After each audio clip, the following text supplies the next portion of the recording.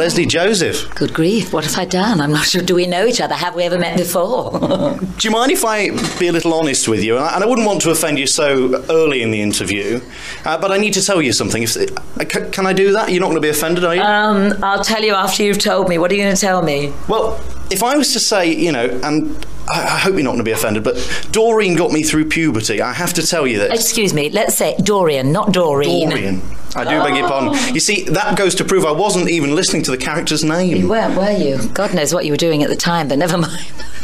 What's it like being so synonymous to the character? Well, I mean, I'm not, am I? I'm not sure that I am. I mean, look at me now, I'm playing Miss Hannigan dressed like an old bag lady. The character and I are poles apart. We are so totally different. We are, I mean, I put her on at the beginning of the day. I put the nails on. Mind you, the nails live with me when we're doing it. And the shoes go on and the dress and everything goes on. And then I play the back. But the trouble is, it's people like you that take it over into real life. Which means God, we've been doing it for 10 years, so you must be a stripling, a babe in arms if that took you through puberty. I'm only 15. Yeah, I'm sorry. Oh, I'm going to throw up, ladies and gentlemen. This is such a blatant lie. It's at least 55. Do you mind, though, people? I mean, because it is the character that everybody associates Lesley Joseph with. Do you mind? Of course I don't. I mean, it's the old thing when they say, oh, God, aren't you bored with playing whatever? And you say, well, no, not really, because I could have gone on all my life playing bit parts, playing nice parts, but never having a break as big as Dorien Green. And I mean, no matter what critics say, and it used to come in for a bit of a critical dubbing or drubbing, the public love it, and I think they're wonderful comic creations. And, you know, if I did nothing else in my life but Dorien, I would be very proud of her, so I don't mind at all. It is huge, though. I mean, they brought it back last year after a 2-year break. They brought it back, it's popular. Are you going to make more? Is it going to go on forever? No, we're not making any more this... Well, we're not doing any more this year. Next year, I really don't know. I mean, I'd hate to say goodbye to it forever, but, you know, they've got 102 episodes, which I'm sure they can repeat. In fact, as a mental exercise the other day, I thought, how many plot lines can I remember? And I got through Like a Virgin, and I got through Mice. And then I thought, 102 episodes. Now, in that, I suppose I could have named about 10 episodes. It's about 92 episodes that I just couldn't remember where they were. And of course, I've got them all on tape at home. It's an awful lot of episodes. And of course, what was good about it towards the end was it became in a storyline. It became episodic. So you had to watch one to know what was going on throughout the, you know, the 6 or the 7. See, we used to do 15 a series. That's quite a lot. But they used to stand on their own. And once they put them out in story order, it almost crossed the border between sitcom and soap. And I used to think, oh, this is quite interesting now. I wonder if this will affect people's watching so that if they miss an episode, they won't know what's happening, that Marcus has gone and we're divorced, or that the girls have moved houses, that the kitchens have blown up and changed. Whether that would affect things. I'm just sitting, if I got you through puberty, I'm sitting here so close to you now thinking, my God, what's he going to come out with next? Well, I would like to say, but I mean, the plot even took you abroad, didn't it, at times, with Birds of a Feather? It's taken us everywhere. It took us to Hollywood, which was fabulous. Interestingly enough, we worked with George Hamilton, Similar. And then not really. And then I did a chat show with him the other day, and oh God, he was so lovely. He brought me flowers and champagne. Such a Hollywood gentleman. But we all worked together with him in Hollywood, and we went to Mallorca. We didn't go to Ireland. We did 6 somewhere.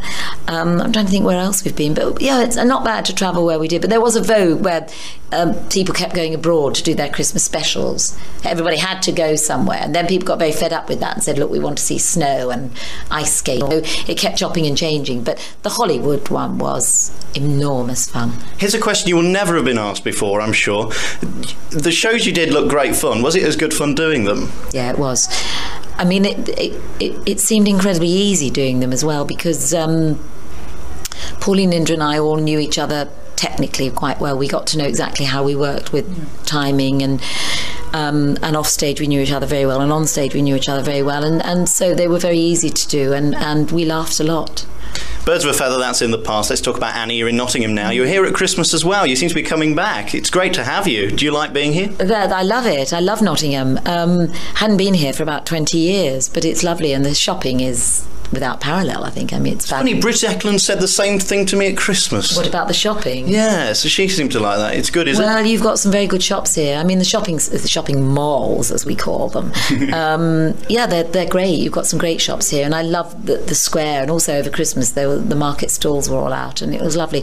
But also the theatre is a very beautiful theatre, and it's a very well run theatre, and it's a joy to play. And the audiences were great, and I mean that's what it's about. We've just come from Southampton again, where we were playing to about over 2,000 people every night. The show was absolutely packed, and although this theatre isn't as big, it's still very packed, and that's wonderful. It's what you're here to do is sell tickets, and they sit there, we can do our job, and that's great. Are the audiences responsive here, with it being a smaller theatre?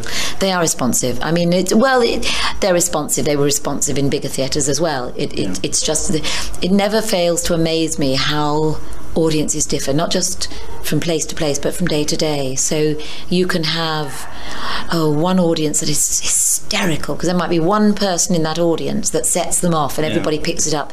You can get ones, we did a matinee today, which is quite gentle, quite quiet, but at the end, the roof lifts off. So they're a listening audience as opposed to a laughing audience, and everybody's so different. It's an amazing production. It's quite taxing, though, I would imagine, because you've got to dance, you've got to sing, you've got to act, you've got to do everything. Does it take a lot out of you, or is it just a day at work? No, it's not just a day at work. I am pooped from morning to night doing this, to be absolutely honest. And also, I think when you're touring, you don't stay long enough in any one place to really go, now I've got 6 weeks here, and you unpack properly. You live out of suitcases in a way, because you don't want to unpack and make yourself too much at home. So it is hard work, and the show is hard work. When do you finish with the show? Next January. That's a long time, isn't it? Yeah, but I'm dipping in and out of it, so it's not so bad. I'm not in it solidly. I couldn't be in it solidly. I think I'd die. I think my body would disintegrate on the stage. That would be a great news story. But no, I'm dipping in and out of it, which is great, because I go have a holiday, then come out refreshed. It's a great show to be in. The kids are brilliant in it. I mean, I saw it Tuesday. How do they do it? Because there's not a word wrong, is there? I don't know how they do it. I mean, the little one, Leah, who plays Molly, is 6. Yeah. And she does 8 shows in the week. And they have a week on and a week off. I mean, I don't know how they do it, and their voices are brilliant. Strong, vibrant voices, and they're great timing. They've got lots of lines to learn. I mean, I take my hat off to them. I think they're wonderful. More to the point, they're actually lovely to work with as well, because they'll think, oh, don't work with animals or children, but they're great. I mean, they really are. And look, let's face it, it's the children's show. It's Annie's show. We're all sort of supports to her, and it works wonderfully well with them. You've broke both the rules in acting now, working with animals and children, because there are 2 dogs in this, aren't there?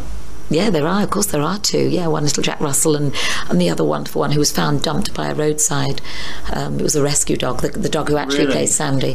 So, and it's the most beautiful dog you've ever seen. It's absolutely gorgeous. So, no, I've broken all the rules, and I've got nothing else. My career's obviously going to come to a halt after this.